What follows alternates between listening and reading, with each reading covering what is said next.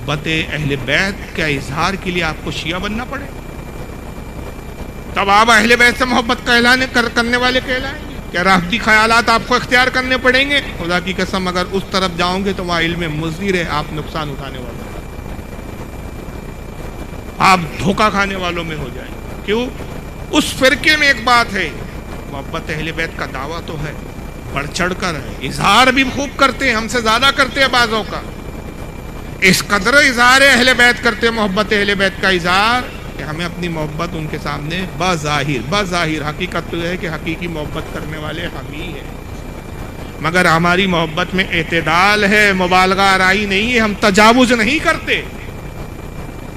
مولا علی نے خود فرمایا تھا کہ اللہ کے رسول نے مجھے کہا، اور یہ حدیث ہر مکتب فکر کی کتابوں میں آپ کو مل جائے گی۔ امام احمد نے مسند میں اس حدیث کو نقل کیا، اور بھی دیگر ائمہ نے اس حدیث کو نقل کیا، حتیٰ کہ شیعوں کے ہاں خود یہ حدیث موجود ہے، اور ان کا یہ نہج البلاغہ جو حضرت علی کی طرف وہ منسوب کرتے ہیں کہ ان کی کتاب ہے، اس میں خود یہ نہج البلاغہ میں حدیث موجود ہے کہ آقا صلی اللہ علیہ وسلم نے فرمایا کہ علی، دو گروہ تیری وجہ سے ہلاک ہوں گے، ایک گروہ تیرے سبب سے حق پر رہیں گا اور ہدایت پائیں گے۔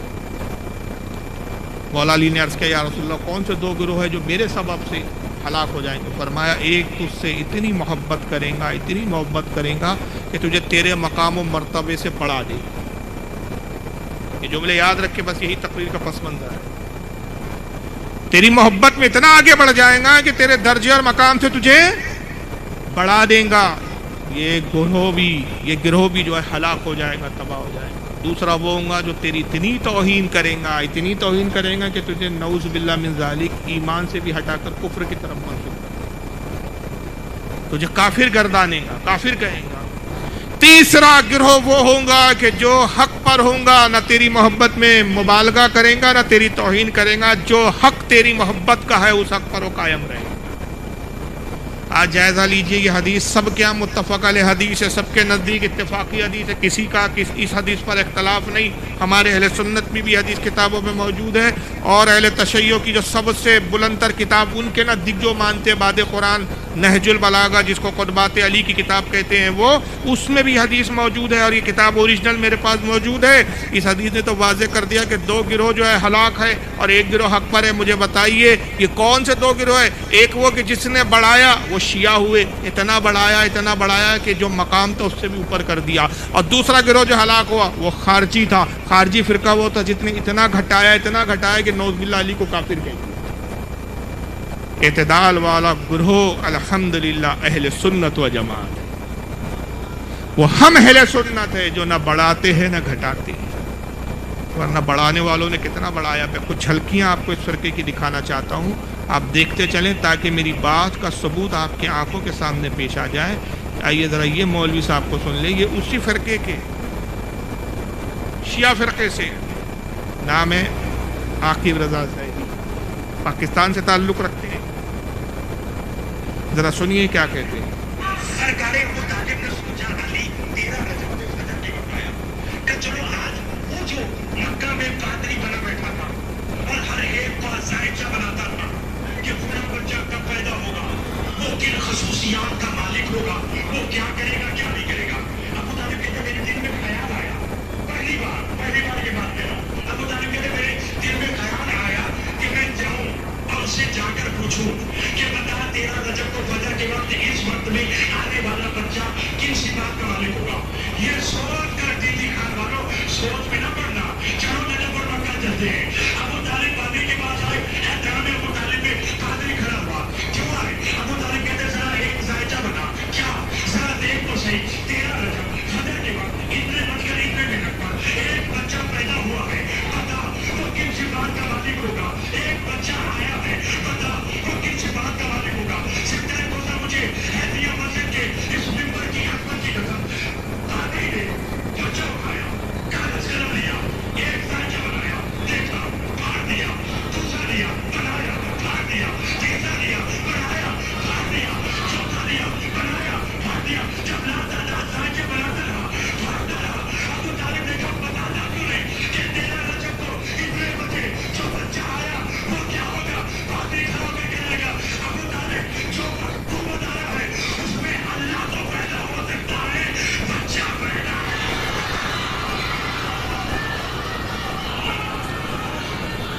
آپ کے کچھ سمجھ میں آئی بات؟ 13 رجب وہ تاریخ ہے جس دن مولا کائنات حضرت مولا علی دنیا میں تشریف لائے۔ ہم مولا اس معنی میں نہیں کہتے کہ جو اللہ کو بھی مولا کہا گیا قرآن، مولا ہم اپنے آقا کے معنی میں، مددگار کے معنی میں کہتے ہیں، کیونکہ ہمارے رسول نے فرمایا من کنت مولا فہذا علی مولا، جس کا میں مولا علی بھی اس کا مولا۔ ہم اس حدیث پہ تسلیم کرتے ہیں، اس کو قبول کرتے ہیں، اور اس حدیث کے تحت ہم مولا علی کو مولا مانتے ہیں، مگر یہ نہیں مانتے جو انہوں نے مبالغہ کیا۔ حضور نے کہا علی تجھے اتنا بڑھائیں گے تیرے مقام سے بلند کر دیں گے اور یہ گروہ ہلاک ہو جائیں گا۔ یہ شیعہ گروہ ہے۔ کیا کہہ رہے ہیں؟ 13 رجب کو علی پیدا ہوئے، ابو طالب جو علی کے والد ہیں، حضرت علی کی پیدائش کے بعد ابو طالب اپنے ایک راہب دوست کے پاس گیا۔ راہب کہتے ہیں جو یہودیوں کا پادری ہوتا ہے یا یہودیوں کا عالم ہوتا ہے۔ اس سے کہا بھائی 13 رجب یہ وقت پر ایک بچہ پیدا ہوا، ذرا ذائچہ بنا، اس کی قسمت کا حال بتا، فیوچر بتا، اس کا مستقبل بتا، اس گھڑی میں پیدا ہونے والے بچے کا مستقبل کیا ہوگا، یہ بچہ آگے جا کے کیسا رہے گا، کیا بنے گا۔ بہرحال وہ آسمانی کتابوں کا عالم تھا، بقول ان کے وہ راہب تھا، اس نے ذائچہ لیا، کھانے بنائے، اس میں بھرے، پھر فولڈ کیا، کاغذ کو پھینکا، دوسرا کاغذ لیا، پھر لکھا، پھر تیسرا کاغذ کے لاتعداد اس نے ذائچے بنائے اور وہ پھینکتا رہا۔ تو ابو طالب دیکھتے رہے، آخر میں جب ابو طالب سے رہا نہیں گیا تو کہا کہ کیا بات ہے، بتاتا کیوں نہیں؟ یہ کاغذ فولڈ کر کے بار بار موڑ کے پھینک رہا ہے، آخر بتاتا کیوں نہیں؟ کہا کہ ابو طالب جو گھڑی تو بتا رہا ہے، جو تاریخ تو بتا رہا ہے، جو ساتھ تو بتا رہا ہے، اس ساتھ میں تو خدا پیدا ہو سکتا ہے، اللہ پیدا ہو سکتا ہے، بچہ پیدا نہیں ہو سکتا۔ یعنی یہ پیدا ہونے والا نعوذ باللہ انسان نہیں ہے، یہ خدا تھے۔ جو علی تھے یہ خدا کی شکل و صورت میں زمین پر آ گئے۔ اور یہ فرقہ کون سا تھا؟ یہ شیعوں میں سے ایک شاخ نکلی تھی جس کو نصیری نام دیا گیا تھا۔ تاریخ میں اس کا ذکر موجود ہے۔ یہ فرقہ آج تک چلا آ رہا ہے، محبت اہل بیت کا دعویٰ۔ عبداللہ ابن سبا ایک شخص گزرا ہے یمن کا، اس نے یہ لوگوں کے ذہن میں یہ بات ڈالی تھی، عثمان غنی کے زمانے میں ظاہری طور پر ایمان لایا، اندر سے پکا منافق تھا، مسلمانوں میں پھوٹ ڈالنے کے لیے اس نے مشن چلایا۔ بعد میں جب اس کو قتل کیا گیا تو اسی کی تعلیم کو آگے بڑھانے والا ایک نصیر تھا، ابو نصیر اس کا نام۔ اس نے اس مشن کو اتنا بڑھایا کہ علی ہی خدا ہے، اور علی در حقیقت زمین پر انسان بن کر اپنی کبریائی پر، اپنی الوہیت پر، اپنی ربوبیت پر پردہ ڈال کر انسانی شکل و صورت میں اترا۔ حقیقت تو علی ہی خدا ہے، اور اس نے حضرت علی کی کرامات کو اس ڈھنگ سے پیش کیا، ان کی خوبیوں کو اس ڈھنگ سے پیش کیا کہ اس زمانے میں ایسے بیوقوف اور جاہل جو لوگ تھے وہ اس کی طرف اس کے گرویدہ ہو گئے، اس کی باتوں کو تسلیم کیا اور علی کو خدا کہنا شروع کیا۔ چھوٹی موٹی تعداد نہیں تھی، اس لیے میں کبھی حیران نہیں ہوتا کہ بھائی اتنے پڑھے لکھے صاحب تھے، اہل حدیث ہو گئے، اتنے پڑھے لکھے صاحب تھے، دیوبندی ہو گئے، ارے ان کی کیا اوقات ہے؟ اس زمانے میں ہزاروں میں لوگ گمراہ ہوئے ہیں۔ ہدایت اللہ کی ذمہ کرم پر ہے، جس کو چاہتا ہدایت پہ رکھتا ہے، جس کو چاہتا گمراہ پر رکھتا ہے۔ ہمیں ہمیشہ اللہ کی بارگاہ میں دعا کرنا چاہیے، مولا ہدایت پر۔ کتنی تعداد تھی ان کی؟ ہزاروں کی تعداد میں۔ جب مولا علی کو پتہ چلا، کوفہ آیا، دیکھا کہ کوفہ میں بڑی تعداد ایسے لوگوں کی ہو گئی۔ کوفہ آپ نے راجدھانی بنایا خلافت کے دور میں، اپنے مدینے سے منتقل کر کے آپ کوفہ آ گئے، کوفہ کو راجدھانی بنایا۔ سب کو گرفتار کر کے پکڑ کے لایا گیا کہ ان ہر شخص کو گرفتار کیا جائے جو مجھے خدا کہتا ہے، اللہ کہتا ہے۔ تقریباً 14,000 کی تعداد تھی۔ کتنی؟ اس زمانے کی بات ہے جب آبادی اتنی نہیں تھی۔ آج بھی اگر 14,000 لوگ یہ کہنے آپ کے سامنے آ جائے کہ بھئی علی خدا ہے تو آپ حیران ہوں گے کہ نہیں ہو؟ اس زمانے کی آبادی کے اعتبار سے اگر آپ پرسنٹ نکالے تو اور زیادہ حیرانی کی بات ہوتی ہے۔ 14,000 لوگوں کو جب گرفتار کر کے لایا، حضرت علی نے ان کو سمجھایا، ان کو منوانے کی کوشش کی کہ توبہ کر لو، تائب ہو جاؤ۔ وہ نہیں مانے، اڑ گئے، کہا کہ نہیں علی آپ خدا ہے، ہم خدا مانتے ہیں۔ جب نہیں مانا تو آپ نے فرمایا جانتے ہو اگر کوئی کسی کو خدا کہے، کوئی کسی کو جھوٹا رسول پیدا ہو اور اس کو رسول کہا جائے، اس کی سزا کیا ہے؟ اسلام واجب القتل ہے، تو میں عبرتناک سزا دوں گا، قتل کروں گا، باز آ جاؤ۔ انہوں نے کہا علی آپ ہمارے مالک ہیں، آپ ہمارے خدا ہیں، جو چاہے کی، ہم آپ کی رضا میں رہتے ہیں۔ 7,000 ان نصیری اس فرقے کو نصیری کہا گیا تھا، اس کی نسبت سے نصیری کہلاتا ہے۔ 7,000 نصیریوں کو حضرت علی نے ایک رات میں زندہ جلوا دیا۔ کیا کیا؟ تاریخ میں نہ ہو تو جو چور کی سزا ہوگی، چاہے آپ اہل تشیع کی کتاب کی تاریخ پڑھ لے، اہل سنت کی پڑھ لے، کسی کی بھی تاریخ پڑھ لے، اس زمانے میں دور خلافت علی کی تاریخ اٹھا کے دیکھ لیجئے، واقعات آپ کو ملے گے۔ اس سے یہ بھی پتہ چلا کہ جب کوئی اپنا عقیدہ بدل دیتا ہے تو اس کے ساتھ سختی کرنا، تشدد کرنا، اس کے ساتھ سختی کا برتاؤ کرنا، یہ ہمارے صحابہ کرام اور مولا علی کی سنت ہے۔ آج جو لوگ کہتے ہیں نا کسی کو کچھ نہ کہو، تمہارے ایمان کی خیر منائیے صاحب، کتنا کمزور ایمان ہے کہ تم کہنے میں ڈر رہے ہو، اس زمانے میں ہوتے تو پتہ نہیں کیا حال ہوتا تمہارا۔ تم مسلمان بھی ٹھیک سے ہوتے کہ نہیں ہوتے اللہ جانے۔ آج تم کہتے ہو کہ بھائی کسی کا عقیدہ کیسا بھی ہو، ہمیں کیا کرنا ہے، اللہ صاحب دیکھیں گے۔ مولا علی نے یہ نہیں کہا جاؤ بھائی تمہارا جو عقیدہ اللہ صاحب دیکھیں گے، نہیں، مولا علی نے 7,000 نصیریوں کو زندہ جلا دیا ایک ہی رات میں۔ پوری رات یہ زندہ جلانے کا کام چلتا رہا، صبح ہو گئی، فجر کا وقت ہو گیا، آپ نے کہا کہ جو باقی آدھے بچے ہیں ان کو کل جلاؤ۔ دوسری رات ہوئی، پھر ان کو جمع کر کے ایک میدان میں لایا گیا، آپ نے فرمایا دیکھو تمہارے آدھے ساتھیوں کو میں زندہ جلا چکا ہوں، اب تمہارا نمبر ہے، مگر ایک موقع دیتا ہوں، ہو سکتا ہے کہ یہ ایک دن کی مہلت اللہ نے اس حکمت سے دی ہو کہ شاید تم توبہ کر لو، توبہ کر لو اپنے عقیدے سے، اب بھی وقت ہے کہ تائب ہو جاؤ۔ تو وہ بدبخت اپنے باطل عقیدے پر کتنے مضبوط تھے، انہوں نے کہا علی آپ ہمیں زندہ جلا دیجئے، ہم مرتے مرتے یہی کہیں گے کہ آپ ہی خدا ہے۔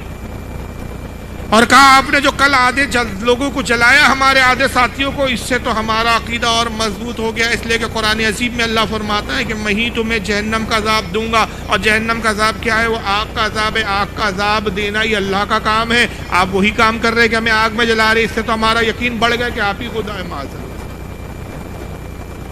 یہ تھا علم مضر، یہ تھا نقصان دہ علم، کہ جس نے ایسے دلائل ان کے دماغ میں بھر دیے کہ باطل تھے اور وہ علی سے مناظرہ کر رہے اور علی کو ماننے کے لیے تیار تھے، ان کو بھی جلا دیا مولا۔ اگر کچھ بچ گئے تھے، سب تو نہیں جل پائے، کچھ انہیں اس وقت اپنے عقیدے کو چھپا لیا، کچھ ہاتھ نہیں آئے تھے، بچی کھرچن بڑھتے بڑھتے آج اس شکل میں آپ کے ساتھ۔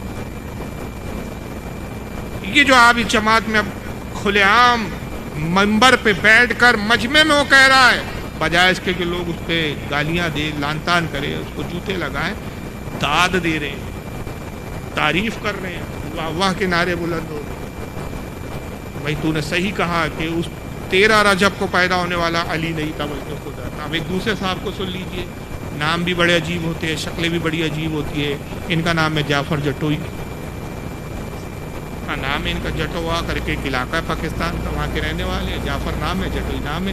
اچھا ان کے عجیب مولوی اور مقررین ہوتے، ٹوپی نہیں لگاتے، کپڑے عجیب و غریب پہنتے، شکل و صورت سے لگتے ہی نہیں کہ یہ کوئی ان کے عالم ہے۔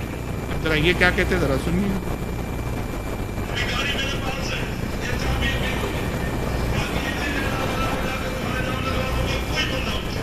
دیکھیے عقیدہ باطل بیان کر رہا ہے، میں نے روکا ہے یہاں، عقیدہ باطل بیان کر رہا ہے مگر اپنے عقیدے پر قائم کتنا ہے، چیلنج کر رہا ہے، کہتا ہے یہ چابی بھی دوں گا گاڑی کی، کار ہوگی اس کی، گاڑی بھی دوں گا، انعام بھی دوں گا، یہ چابی بھی دوں گا، گاڑی بھی دوں گا، کوئی بندہ کھڑے ہو کے بتا دے اب کیا اس کا چیلنج ہے، ذرا سنیے اور اس چیلنج کے ذریعے کیا بتانا چاہ رہا ہے۔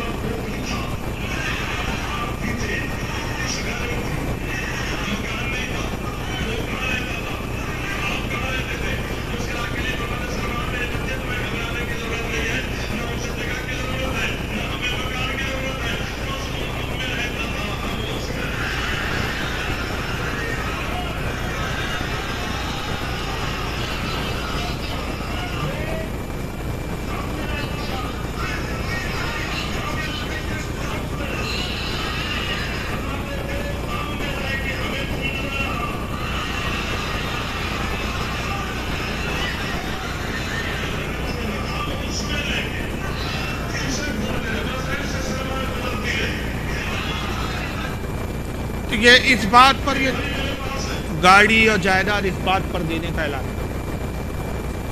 سلمان فارسی نے علی سے کبھی یہ نہیں سوال کیا کہ مولا علی آپ ان کے دربار میں جاتے کیوں جنہوں نے آپ کی خلافت آپ کا حق چھین لیا؟ کیونکہ شیعوں کا عقیدہ کیا ہے کہ پہلے خلیفہ کون ہونے چاہیے تھے؟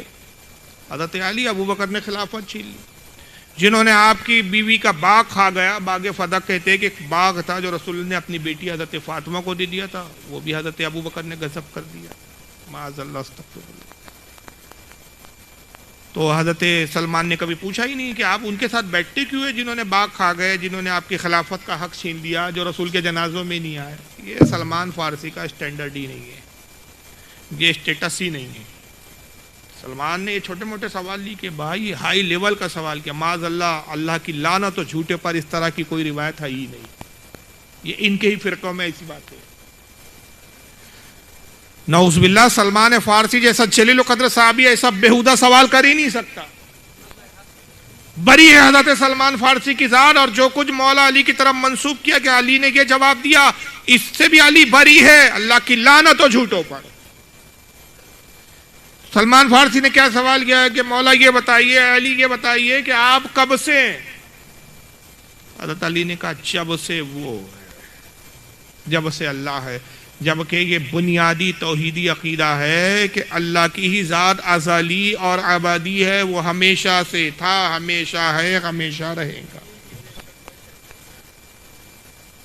یہاں تک کہ ہم ازلی اور ابدی تو رسول اللہ کو بھی نہیں مانتے، تو علی تو بہت بعد میں ہے۔ انبیاء کو نہیں مانتے ہم، انبیاء بھی ہمیشہ سے تھے نہیں، بعد میں اللہ نے وجود دیا۔ ایک عقیدہ اور ہے ہمارا خدا کے تعلق سے، جو عقیدہ توحید کے اندر شامل ہے اور عقائد کی کتابوں میں ہے کہ اللہ کے علاوہ ہر شے، ہر چیز، ہر مخلوق حادث ہے، اللہ کی ذات غیر حادث ہے۔ حادث کسے کہتے ہیں؟ حادث یعنی پہلے تھی نہیں، وجود ہوا، فنا ہو جائے گی۔ آپ اور ہم پہلے تھے، بولو، اب ہے، کل فنا ہو جائیں گے۔ مگر جب ہم نہیں تھے تب بھی خدا تھا، جب ہم نہیں ہوں گے تب بھی خدا ہوگا۔ یہ ہے غیر حادث، نہ وہ کسی سے پیدا ہوا، نہ کسی سے جنا، نہ اس کو موت ہے۔ وہ حی ہے اور قیوم ہے، خود زندہ اور دوسروں کو زندگی عطا فرمانے والا، مگر اس کے علاوہ سب فانی ہے۔ کل من علیہا فان، ہر شے کو فنا ہے سوائے اس کے۔ تو یہ بنیادی عقیدہ ہے، لیکن اس عقیدے کے خلاف یہ فرقہ ہے۔ محبت اہل بیت کا دعویٰ ہے، اور دعوے میں دیکھیے کتنا مبالغہ۔ علی سے پوچھا سلمان فارسی نے کہ مولا آپ کب سے؟ تو نعوذ باللہ کہتا ہے کہ علی نے جواب یہ دیا کہ جب سے وہ ہے۔ تو دوسرا سوال کیا حضرت سلمان فارسی نے، کہا کہ جب وہ بھی تھا، آپ بھی تھے، جگہ تو تھی نہیں، کوئی اسپیس نہیں تھا، کوئی زمین نہیں تھی، چاند سورج سیارے ستارے کچھ بھی نہیں تھا۔ جب جگہ نہیں تھی تو وہ کہاں رہتا تھا اور آپ کہاں رہتے تھے؟ تو معاذ اللہ یہ جھوٹا قذاب کہتا ہے کہ علی نے جواب میں کہا کہ وہ ہم میں رہتا تھا، ہم اس میں رہتے تھے۔ وہ ہم میں رہ کر ہمیں ڈھونڈتا تھا، ہم اس میں رہ کر اس کو ڈھونڈتے تھے، بس یوں ہی گزر رہی تھی۔ آپ بتائیے یہ عقیدے کیا واقعی اسلام کے عقیدے؟ یہ تو ہندو غیر مسلم مشرکوں سے بھی بدترین عقیدے ہیں۔ کم سے کم وہ بھی اس طرح کے عقیدے نہیں رکھتے اپنے بھگوانوں کے بارے میں، اس طرح کی معذرت، یہ تو اس سے بھی بدتر عقیدہ ہے۔ اور پھر بات یہیں پر ہی رکی۔ ایک منظر پیش کیا ہے، لیکن اس سے پہلے کہ میں انصاف کو دکھاؤں، پہلے آپ کو تھوڑا سا میں حقیقی اہل سنت کا عقیدہ اس تعلق سے بیان کر دیتا ہوں، تب آپ کو کلپ اچھے سے سمجھ میں آئیں گی۔ یہ علی باقر نقوی ہے، یہ بھی اسی جماعت کے مولوی ہے۔ ہمارا عقیدہ کیا ہے؟ میں نے عرض کیا کہ اللہ ہمیشہ سے تھا، ہمیشہ ہے، ہمیشہ رہیں گا۔ ایک وقت یہ آئے گا کہ اللہ جب قیامت برپا کرے گا، سب کو فنا فرما دے گا، سب کچھ ختم، نہ زمین، نہ آسمان، نہ چاند، نہ سورج، سیارے، ستارے، جنت، دوزخ، سب فنا، صرف رب کی ذات ہوگی۔ وہی کیفیت جیسے ان چیزوں کی تخلیق سے پہلے تھا، کچھ بھی نہیں، آسمان بھی نہیں، صرف رب کی ذات۔ اور باقاعدہ اس تعلق سے حدیثوں میں آیا، پھر رب تبارک و تعالیٰ ندا فرمائیں گا، کہیں گا کہاں ہے وہ آج جابر ظالم بادشاہ ظلم کرنے والے؟ کہاں ہے وہ طاقتوں پہ اترانے والے؟ کہاں ہے وہ اپنے مال پر گھمنڈ کرنے والے؟ کہاں ہے وہ عیش و عشرت پر نازا ہونے والے؟ کوئی ہو تو جواب دے. کوئی ہے ہی نہیں. وقت ہی نہیں ہوگا, کچھ بھی نہیں ہوگا. جب تک چاہیں گا رب تبارک و تعالیٰ کیفیت ہوں گی, اور جب ایک کن فرمائے گا دوبارہ سب کو زندہ کر دے گا. ساری مخلوق یکلق ایک ہی ساتھ سب کی سب وجود میں آ جائیں گی, اور حشر برپا ہوں گا, اور پھر حساب و کتاب ہوگا. یہ ہے ہمارے یہاں کا عقیدہ. لیکن ذرا ان کا عقیدہ سنو اس کے بعد. اور یہ وہ عقیدہ ہے جو توحیدی عقیدے کہلاتے ہیں. عقائد کی بات ہے وہ کہ جس پر ایمان لانا فرض ہے, اس کا انکار کفر ہے. یہ سب کو فنا ہونا ہے, یہ عقیدہ ہے, فرض ہے یہ عقیدہ, اس کو ماننا. رب تبارک تعالیٰ کے علاوہ کچھ نہیں رہے گا, یہ فرض ہے. اللہ پھر زندہ فرمائیں گا, حشر کا میدان برپا ہوگا, اعمال تولے جائیں گے, عقیدے دیکھے جائیں گے, ایمان دیکھا جائیں گا. ایمان کی بنیاد پر جنت ملیں گی, بے ایمانی کی بنیاد پہ دوزخ میں ملیں گی. یہ سارے جو عقیدے ہیں اس پر ایمان لانا فرض ہے. اس پر اگر کسی کا ایمان نہیں تو وہ مسلمان نہیں. مگر ایسے عقیدوں میں بھی ان کے کیا خیالات ہیں, ذرا ان کی سنیں.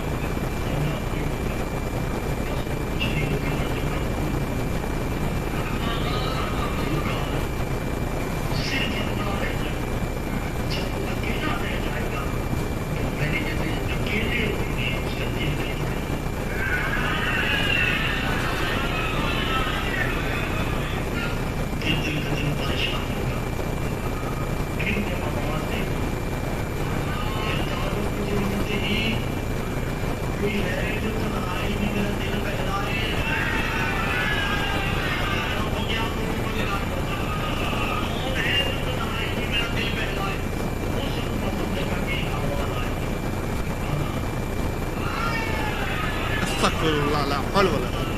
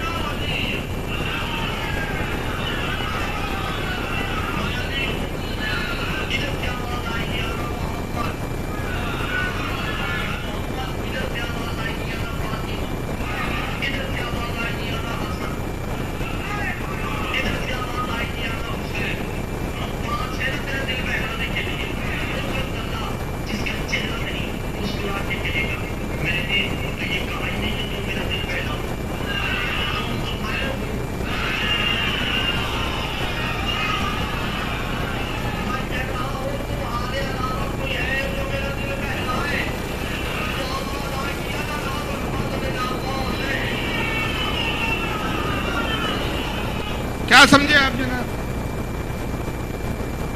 سب فنا ہو جائیں گا, کا عالم کچھ نہیں بچے. اللہ کا دل گھبرائے گا.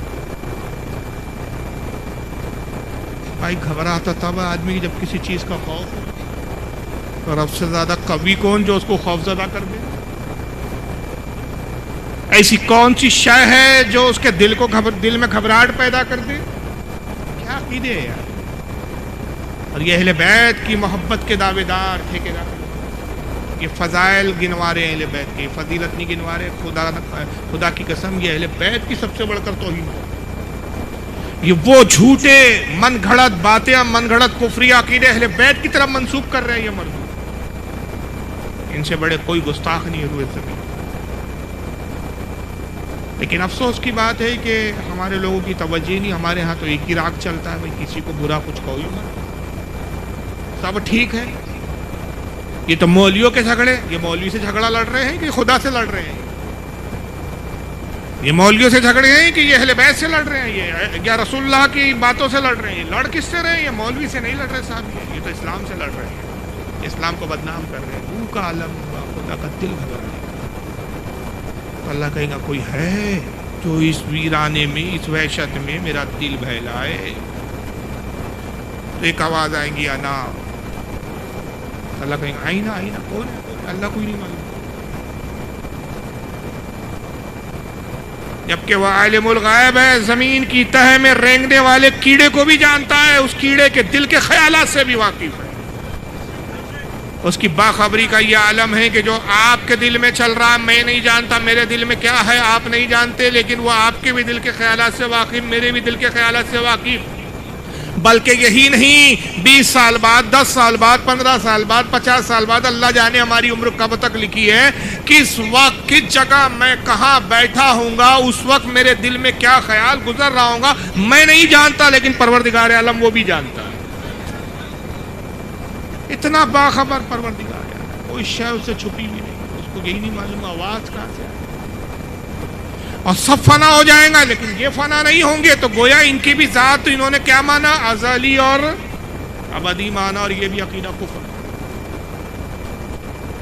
यानी अली, फातिमा, मोहम्मद सल्लल्लाहु अलैहि वसल्लम और हसन और हुसैन ये नहीं फना होंगे, इसके कहने के मतलब ये रहेंगे। और हवाला किस बात का दिया उसने, खुमैनी, आयतुल्लाह खुमैनी जो ईरान के इनके बहुत बड़े अल्लामा गुजरे, उनकी किताब सिर सलाह, उसका हवाले से बयान कर रहा है, अपनी फ़िरके की किताब के हवाले से बयान कर रहा है। आवाज़ आएंगी मैं हूं ना अंता, अल्लाह फरमाएगा आईना, कौन है, कहाँ से आवाज़, अना अली, अना अली, मैं हूं ना अली।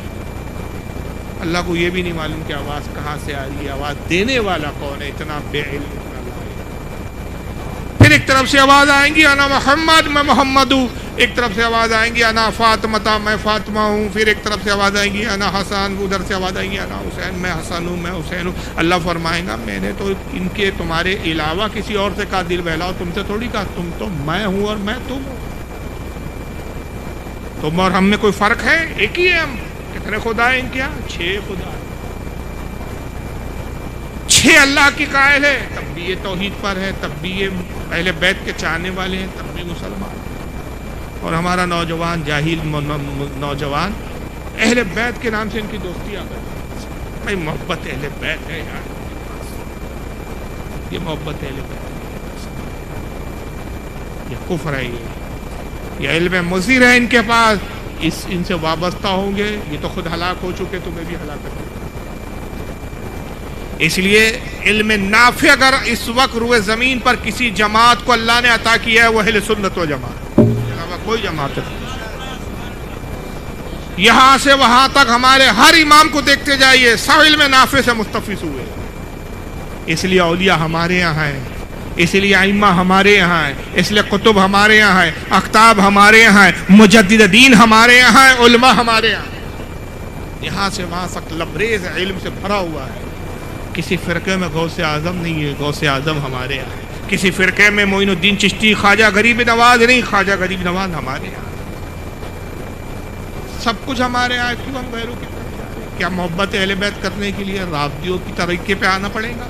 आप अहले सुन्नत रहकर, अहले सुन्नत होकर ही अहले बैत से मोहब्बत कर सकते हैं। तो बहरहाल मैंने अर्ज़ किया कि जितने भी फ़िरक़े बने, जिनके पास इल्म मुज़िर था, नुकसानदेह इल्म था, खुद गुमराह हुए, दूसरों को गुमराह किया। बहुत सारे फ़िरक़े हुए। एक एक फ़िरक़े पे अगर हम बात करें, मैंने कुछ शियाओं की सारी क्लिपें नहीं दिखाई थी, 3 क्लिपें दिखाई, समझने के लिए काफ़ी है कि अक़ीदा क्या है। खारजियों के अक़ीदा दिखाने के लिए एक तवील वक्त चाहिए, गुफ्तगू के लिए एक वक्त दरकार है। क़दरिया फ़िरक़ा एक गुजरा है, जिसका अक़ीदा ये था कि तकदीर नाम की कोई शय है ही नहीं, तकदीर के मुनकिर हो। इनको भी उलमा ने हमारे काफ़ी कहा। जबरिया फ़िरक़ा एक गुजरा, जिन्होंने कहा कि इंसान तकदीर से बंधा हुआ है। मुरजैया फ़िरक़ा गुजरा, जिनका अक़ीदा था कि बस ईमान ला लो, एक बार कलमा पढ़ लो कि चाहे जो अमल करो कोई अमल नुकसान नहीं दे सकता, सब जन्नत में। मुजस्समिया फ़िरक़ा गुजरा, जिसने अल्लाह के जिस्म को और वजूद को ऐसा माना कि अल्लाह जिस्म रखता है, मटेरियल है, बॉडी है। और इन सब के बाद अब हमारे ज़माने में जो एक फ़िरक़ा आया जिससे हमारा ज़्यादा वास्ता पड़ता है, वहाबिया फ़िरक़ा। अब इनमें 2 क्लास आते हैं, 2 मकतब फ़िक्र आते हैं। एक है अहले हदीस, एक है देवबंदी। انقیابی علم رہا، مدرسے انقیابی ہے، ادارے انقیابی ہے، کتابیں انقیابی ہے، تعلیم اور پڑھنے اور سیکھنے کا ماحول انقیابی ہے، مگر مسئلہ یہ ہے کہ ان میں بھی علم مضر ہے، علم نافع نہیں ہے، جس کا نتیجہ کیا ہوتا ہے؟ آئیے میں ایک چیز دکھاتا ہوں۔ جیسے دیوبندی فرقے کی اگر ہم بات کریں تو اس فرقے کے جو سب سے بڑے عالم مانے جاتے ہیں وہ ہے مولوی قاسم نانوتوی، جن کے بارے میں کہا جاتا ہے کہ دیوبند کا ادارہ جو ہے انہوں نے ہی بنایا تھا۔ لیکن آئیے اختلاف ان سے کہاں سے شروع ہوا؟ فرقے سے۔ دیوبندی ایک الگ کیٹیگری ہے، ایک الگ فرقہ، ایک الگ جماعت ہے، ہم الگ ہے، ہمارا ان سے کیا اختلاف ہے؟ تو اس کے لیے میں ایک ابتدا میں بتاتا ہوں کہ ان کے حالات زندگی پر ایک کتاب لکھی گئی جس کا نام ہے سوانح قاسم۔ یہ آپ کے سامنے اسکرین پر ہے، دکھ رہی ہے؟ جلد نمبر اس کی 1 ہے، صفحہ 131 ہے۔ مولانا قاسم نانوتوی، جن کو دارالعلوم دیوبند مدرسہ یو پی کا مدرسہ ہے سہارنپور میں، اس مدرسے کا ان کو بانی کہا جاتا ہے۔ تو صفحہ نمبر 131 پر ان کی زندگی کے حالات بیان کرتے ہوئے ایک بچپنے کا واقعہ ان کا لکھا جا رہا ہے۔ ذرا یہ دیکھیے کیا لکھا جا رہا ہے۔ لکھتے ہیں کہ مولوی صاحب یعنی حضرت نانوتوی نے ایام طفلی میں یہ خواب دیکھا تھا کہ گویا میں اللہ جل شانہ کی گود میں بیٹھا ہوا ہوں۔ گویا اس عقیدے کے ذریعے یہ بتانا چاہ رہے ہیں کہ یہ اللہ کو جسم والا مانتے ہیں، اللہ کا جسم مانتے ہیں، فزیکل باڈی تسلیم کرتے ہیں، اور اس کے بعد یہ کہتے ہیں کہ اللہ کی گود میں بیٹھے ہوئے انہوں نے خواب دیکھا۔ حالانکہ سب سے بڑی بات یہ ہے کہ اللہ حدودوں سے، لمٹوں سے پاک ہے، جسم سے پاک ہے، جسمانیات سے پاک ہے، تو پھر اس کی گود کیسے ہو سکتی ہے؟ گود تبھی ہو سکتی ہے کہ جب اس کو مجسم مانا جائے، جسم والا مانا جائے، اور جب کہ عقیدہ ہے کہ وہ جسم سے ہی پاک ہے تو پھر اس کی گود کہاں سے؟ اور پھر یہ گود میں جا کے بیٹھے ہوئے تھے، چاہیے تھے۔ اب یہ ایک پہلا خواب دیکھا انہوں نے تو ان کو تھوڑا سا احساس ہوا بچپن میں کہ میں اللہ کی بارگاہ میں بڑا مقبول ہوں، بہت پسندیدہ ہوں۔ پھر اس کے بعد یہ ہوا کہ جب یہ بڑے ہوئے تو حاجی امداد اللہ صاحب اس وقت کے صوفی بزرگ تھے، ان سے مرید ہوئے جب، تو حاجی امداد اللہ صاحب نے ان کو ایک وظیفہ دیا کہ یہ وظیفہ کیا کرو، اس سے بڑی برکتیں ملیں گی، بڑے فضائل ہوں گے، بڑی ترقی ہوں گی۔ تو وہ وظیفہ پڑھتے تو ان کی کیفیت ہوئی، بڑا لمبا چوڑا وہ مضمون ہے، میں زبانی سنا دیتا ہوں اور اسکین پیج آپ کو دکھا دیتا ہوں، اس کو دیکھنا ہو اصل کتاب بعد میں دیکھ سکتا ہے۔ صفحہ نمبر 258 سے لے کر 259 تک ایک پورا لمبا چوڑا واقعہ لکھا گیا ہے کہ وہ جب تسبیح پڑھتے تھے تو ان کو بہت اپنے جسم پر بوجھ محسوس ہوتا تھا، وزن محسوس ہوتا تھا۔ وہ حاجی امداد اللہ صاحب اپنے پیر صاحب کے پاس گئے اور شکایت کی اور کہا کہ حضرت جب بھی میں تسبیح پڑھتا ہوں، جو آپ نے تسبیح بتائی ہے، تو وہ تسبیح کی وجہ سے مجھ پر ایسا محسوس ہوتا ہے کہ جیسے منو تنو بوجھ مجھ پر لاد دیا، بڑا وزن محسوس ہوتا ہے، جیسے اس وزن کے نیچے میں دبا جا رہا ہوں۔ تو پیر صاحب مسکرا کہا کہ مبارک ہو، یہ وہی بوجھ ہے جو رسول اللہ صلی اللہ علیہ وسلم کو وحی کے نزول کے وقت محسوس ہوتا تھا۔ اللہ تعالیٰ بھی تم سے وہ کام لیں گا عنقریب جو نبیوں سے لیا جاتا ہے۔ بات سمجھ میں آ رہی ہے نا میری؟ میں آہستہ آہستہ کہہ رہا ہوں تاکہ باتیں ذہن میں اترے۔ مطلب ان پہ ایک خبط سوار ہو گیا اس وقت سے کہ آج نہیں تو کل جبریل آ کے کہیں گے کہ آپ بھی نبی ہیں۔ لیکن ایک دشواری تھی، اور دشواری یہ تھی کہ وہ جانتے تھے کہ 1400 سال سے پورے مسلمانوں کا یہ متفقہ اجماعی عقیدہ ہے کہ رسول اللہ کے بعد کوئی نیا نبی نہیں آئیں گا، اس لیے کہ قرآن عظیم میں واضح طور پر اللہ نے فرما دیا ما کان محمد ابا احد من رجالکم ولکن رسول اللہ وخاتم النبیین، محمد تمہارے مردوں میں سے کسی کے باپ نہیں بلکہ وہ اللہ کے رسول ہے اور نبیوں میں سب سے آخر ہے، خاتم النبیین ہے، اب ان کے بعد کوئی نبی نہیں آئیں گا۔ آقا ایک مقام پہ فرماتے ہیں کہ اگر میرے بعد کوئی نبی ہوتا تو وہ عمر ابن خطاب ہوتا، لیکن لا نبی آبادی، میرے بعد کوئی نبی۔ جگہ جگہ حضور نے کہا کہ میں آخری نبی ہوں، کہا کہ میرے بعد اگر موسیٰ آئے اور تم مجھے چھوڑ کر موسیٰ کی پیروی میں لگ جاؤ گمراہ ہو جاؤ گے، موسیٰ کو بھی میری پیروی کے بغیر چاہتا الا خاتم النبی، میں آخری۔ عیسیٰ علیہ السلام بھی آئیں گے تو کس حیثیت سے آئیں گے؟ امتی کی حیثیت سے۔ امام مہدی کی ابتدا میں نماز پڑھی، مصلی امامت پر امام مہدی کو آگے کر دیں گے کہ آپ مصطفیٰ صلی اللہ علیہ وسلم کی شریعت کے عالم ہیں، آپ نبی کی شریعت کے مطابق نماز پڑھائیے، میں اپنی شریعت کے مطابق عمل نہیں کروں گا، میں امتی کی حیثیت میں ہوں، مصطفیٰ کی شریعت پر عمل کروں گا۔ تو نبی کی حیثیت سے نہیں آئیں گے، امتی کی حیثیت سے آئیں گے۔ اب نیا نبی، اچھا پھر وہ آئیں گے، پیدا تو نہیں ہوں گے، آئیں گے آسمانوں میں ہے، تو اب نیا نبی تو کوئی پیدا ہوگا ہی نہیں، وہ تھے بھی تو پہلے کے نبی، پرانے نبی تھے، صرف زمانے میں دوبارہ ان کی آنے کی تجدید ہو رہی ہے۔ تو مولوی صاحب کو یہ سب چیزیں معلوم تھی، انہوں نے کہا یار یہ تو بڑا مسئلہ ہے کہ قرآن میں بھی حضور کو آخری نبی کہا گیا، حدیثوں میں بھی، یار اگر میں نے کہا میں نبی ہوں تو بہت جوتے پڑیں گے۔ تو لوگوں کو ذہن بنانے کے لیے اور خاتم النبیین کا مفہوم بدلنے کے لیے انہوں نے ایک چھوٹی سی کتاب لکھی، اس وقت میرے سامنے پوری چل ہے ٹیبل، جس کا نام تھا تحذر الناس۔ یہ بس اس چھوٹی سی کتاب نے بہت بڑا فتنہ برپا کیا، اور یہ نتیجہ ہوا کہ دیوبندی ایک الگ گروہ ہو گئے، ہم اہل سنت کی طرف۔ یہ اتنی سی کتاب نے قوم نے اتنا بڑا اختلاف پیدا کیا، اتنا بڑا فتنہ۔ انہوں نے تحذر الناس نامی کتاب لکھی، اور اس کتاب میں انہوں نے خاتم النبیین کا ایک نیا معنی بیان کیا، اور وہ کیا بیان کیا؟ بڑے دشوار عبارتیں ہیں، لیکن میں آسان کرنے کی کوشش کروں گا آپ کے سامنے، یعنی دشوار مطلب عوام کے اعتبار سے، کہ اردو تھوڑی ایسی ہے کہ عوام نہیں سمجھ پاتی ہے۔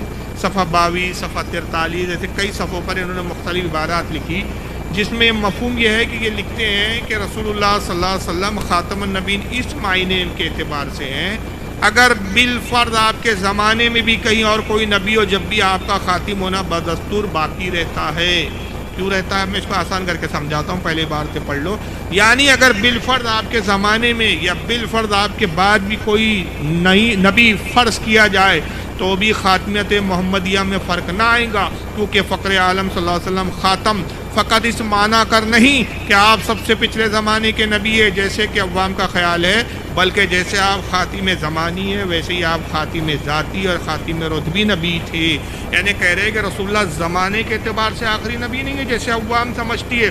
عوام کیا سمجھتی ہے؟ حضور سب سے آخر میں آئے زمانے میں، سب سے آخری زمانہ ہے، اس لیے حضور خاتم النبی نے۔ یہ عوام کا خیال غلط ہے،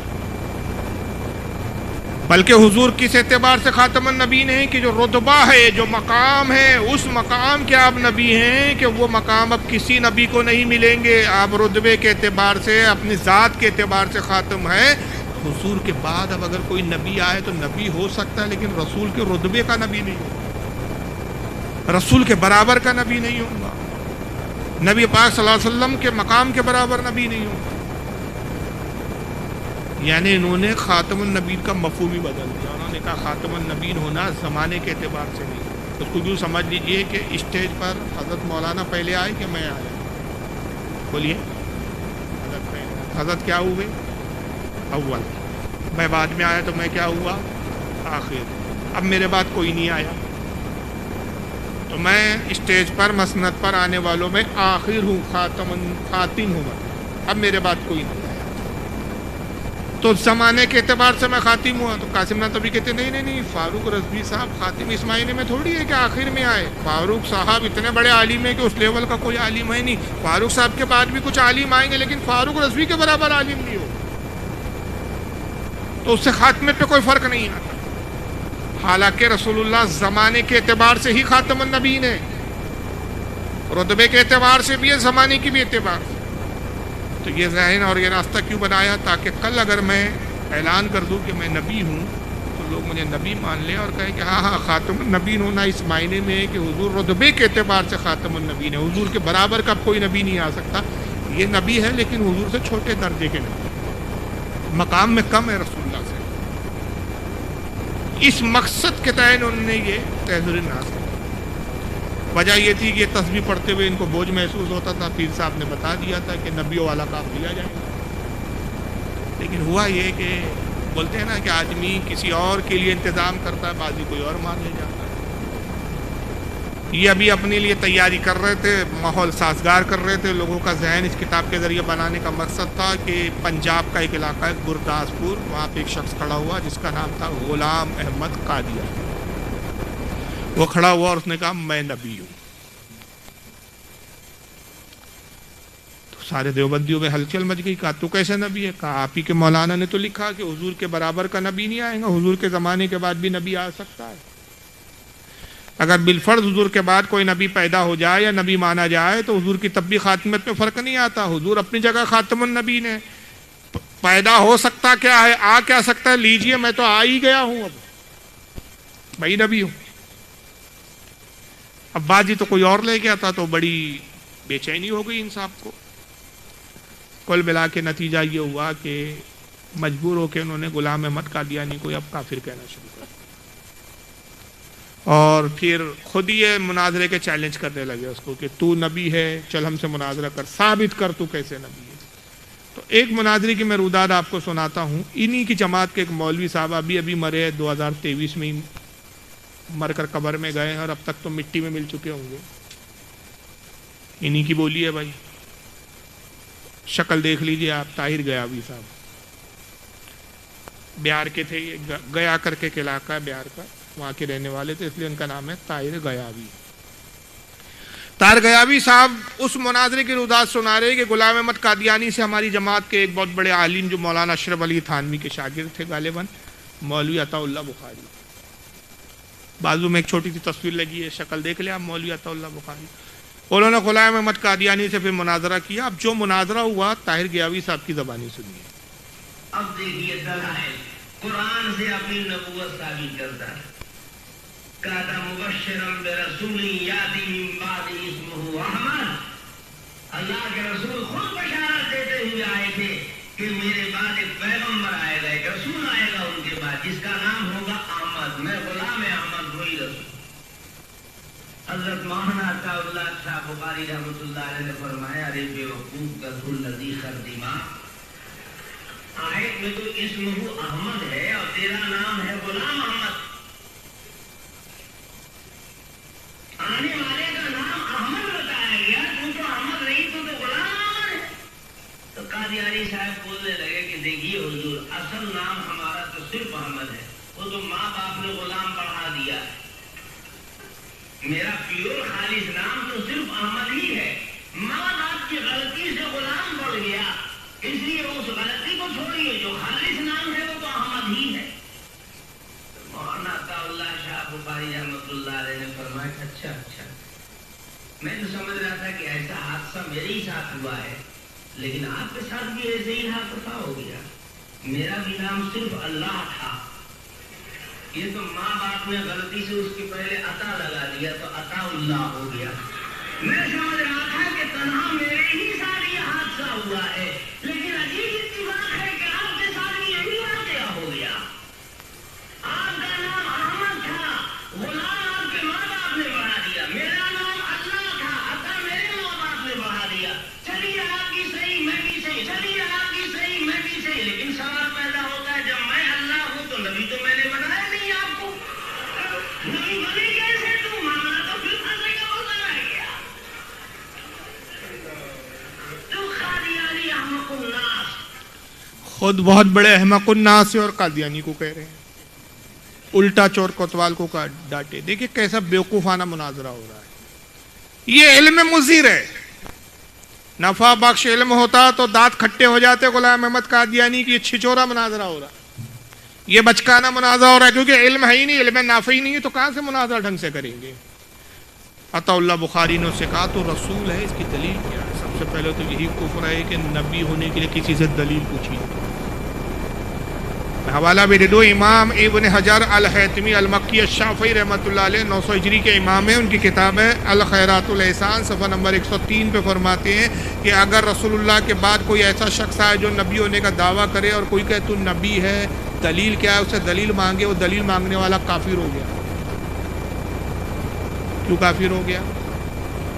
حضور کے آخری نبی ہونے پر ہمارا ایسا یقین ہے کہ جیسے یہ رات ہے. آپ کو یقین ہے یا نہیں؟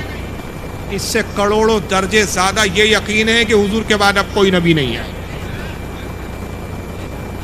جس طرح یہ یقین ہے کہ آج صبح گزری, صبح گزر چکی, صبح سورج کو ہم نے اپنی آنکھوں سے دیکھا اور اب یہ رات ہے, آسمان میں تارے نظر آ رہے ہیں, ہم تاروں کو دیکھ رہے ہیں, رات میں میں اور آپ بیٹھے ہیں, جلسہ چل رہا ہے, میں خطاب کر رہا ہوں, آپ سن رہے ہیں. جیسے اس واقعے پر اس بات پر آپ کو یقین ہے کہ ہم ہوش و حواس میں سب منظر دیکھ رہے ہیں، اس سے کروڑوں درجے زیادہ اس بات پر یقین ہے کہ رسول اللہ کے بعد اب کوئی نبی نہیں آئے گا۔ کوئی اگر آ جائے اور کہے میں نبی ہوں، وہ چاند کے ٹکڑے بھی کر کے دکھا دے، سورج کو پلٹا کر بھی دکھا دے، ہم اس کو نبی نہیں مانیں گے۔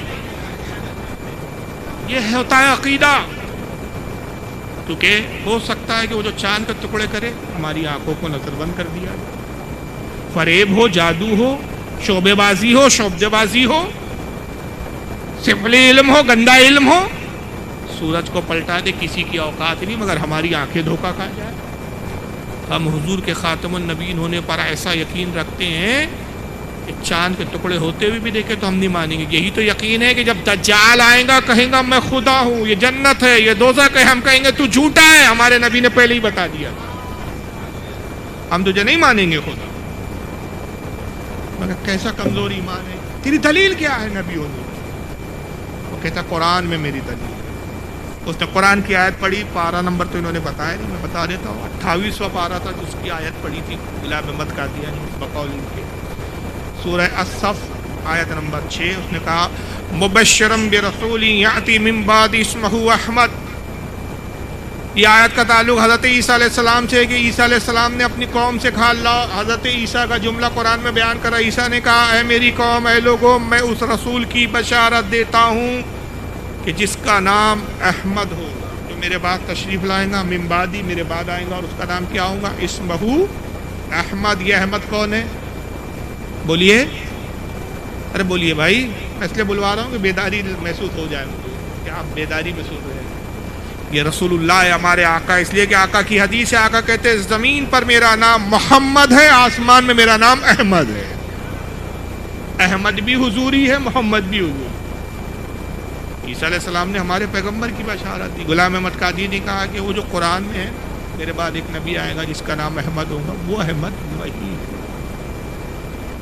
تو عطا اللہ بخاری صاحب نے جواب میں کہا کہ بھائی وہ تو احمد آیا ہے قرآن میں، اسمہ احمد، تیرا نام تو غلام احمد ہے، تو تو غلام ہے، احمد نہیں ہے خالص، تو کیسے ہو سکتا ہے؟ اس نے کہا اصل میں جب میں پیدا ہوا ماں باپ کو تھوڑی پتا تھا میں نبی ہوں، غلطی ماں باپ سے، انہوں نے غلطی میں غلام لگا دیا۔ عطا اللہ بخاری نے کہا اچھا، ہم سمجھے یہ حادثہ ہمارے ہی ساتھ ہوا ہے، آج پتا چلا آپ کے بھی سارے ساتھ۔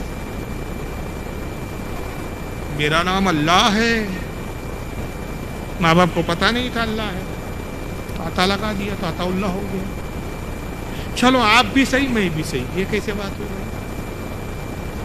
یہ طاہر کیا بھی مناظر تھا ان کی جماعت کا، پتہ نہیں خاص کھاتا تھا کہ کیا کھاتا تھا اللہ جانے۔ آج کل ہندوستان میں دیگر قومیں کیا کیا کھا رہی ہے آپ کو پتہ ہے، بولنا ضروری نہیں، کیا کیا پی رہی ہے وہ بھی معلوم، یہ اسی کیٹیگری میں سے تھا اللہ۔ عقل نہیں، اتنا بڑا مناظر تھا۔